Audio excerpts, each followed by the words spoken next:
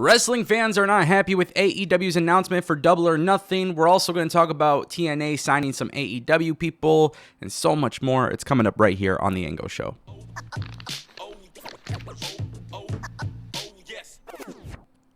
Welcome back to The Ango Show, ladies and gentlemen. I want to kick things off with Anthony Henry. You guys remember he was released by the company. It was so weird, such a dramatic situation.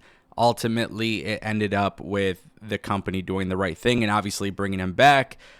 Before Tony Khan revealed that he reversed his decision to let him go. I don't know. Look, basically, this is what happened. Anthony Henry was let go from the company. He had to have surgery. It was very weird that he got released. Tony Khan said, oh, well, he'll be able to come back once he's medically cleared.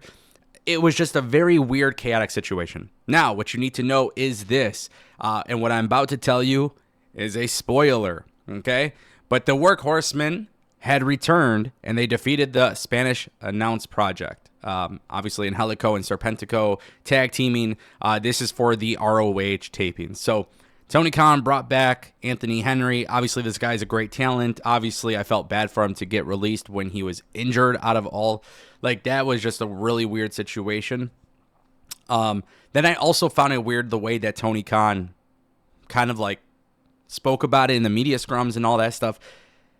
My personal opinion is this. I'm going to be pretty clear. Anthony Henry is a great talent. He's fun to watch. He's a great wrestler. The Workhorsemen are a great tag team.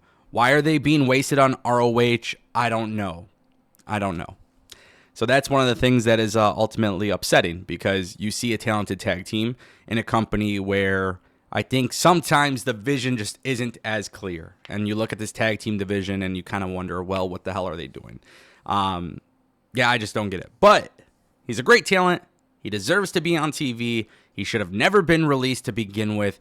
And in addition to that, the one final thing I will say, please, just as a reminder, if you're watching this video, Anthony Henry worked in WWE. Anthony Henry came to AEW.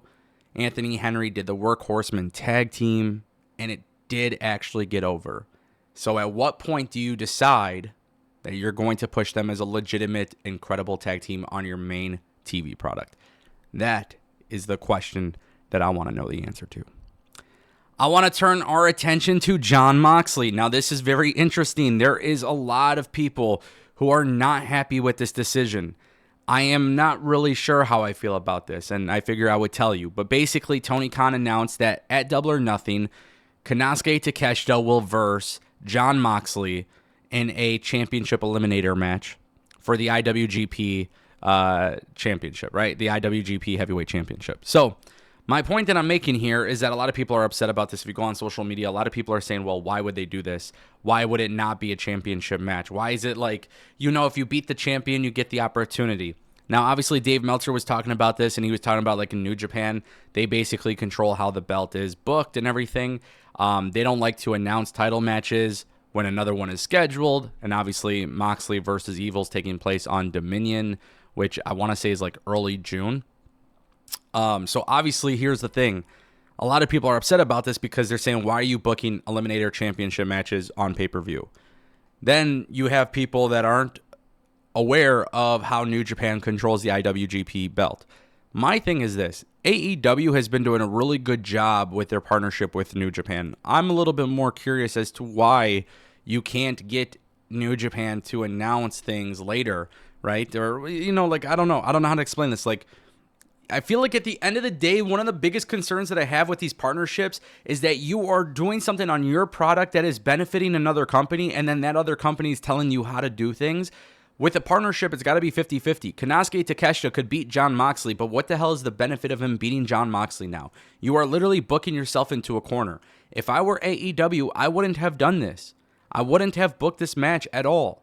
And the thing is, people are being booked like rapid fire, man. It's like, hey, you do this, you show up, and then next thing you know, you get a title match. It's not beneficial in the slightest for anybody. If Takeshita beats Jon Moxley, at the end of the day, what is going to happen to Takeshita? Oh, cool. Now he gets a New Japan Pro Wrestling opportunity. He could go to NJPW and go for the IWGP Heavyweight Championship against either Jon Moxley or Evil. Cool. But at the end of the day, this is a big deal for Takeshita. Because for Takeshita, what you need to understand, guys, is that this is a guy who is a really good talent, and he's had some very prominent matches, but he hasn't had a prominent storyline. And this is not building up to a prominent storyline. It's just being put right there on the match. The match is being added right to the pay-per-view. It just doesn't make sense to me. I don't get it. I don't like it in the slightest. I can understand why people are against this. And also, at the same time, too, man, part of the partnership, you have Forbidden Door 3. You have it coming up.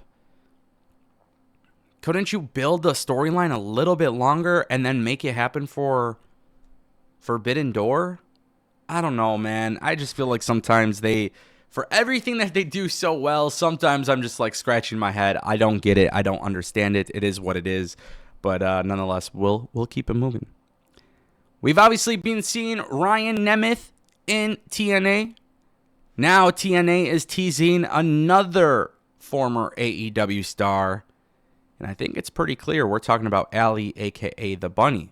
Now, obviously, for those who don't know, maybe you forgot, Allie was part of TNA before she went to AEW. I would actually say it's largely due to the fact that she was in TNA, which is how she even got signed to AEW in the first place. The Bunny character and seeing them do the trios, like the little faction and stuff, I liked it, man. I liked it. But again, they were in a tag team division where there wasn't a focus, right? The Bunny is somebody who, I look at Allie as like a perfect example of somebody who was like pretty good at wrestling, right? But she's really good at the character stuff. And the character stuff for me is what pops me, right? And I look back at what she did with TNA and then obviously what she did in AEW, and I just kind of look at it like, could have done way more. She's going to go to TNA. It looks like it. I mean, they aired this on TNA, right? Like Rosemary's got the cane. It's the Bunny. This is foreshadowing. Guys, I love foreshadowing in wrestling. I think it's very, very obvious what TNA is doing here. I know for a simple fact that when I say this, some people won't like what I'm about to say, but I also know that I don't care. I think TNA right now is consistently one of the like in terms of like the women's division and the tag team division and pretty much every division, they're the most consistent brand. You don't see too many loose pockets or loose holes in what they're doing. So I like this, man. I hope she shows up. It looks like they're bringing her in. Obviously, they just had Ryan Nemeth there.